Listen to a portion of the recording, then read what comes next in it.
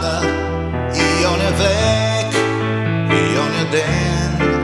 когато прадядо ми бавно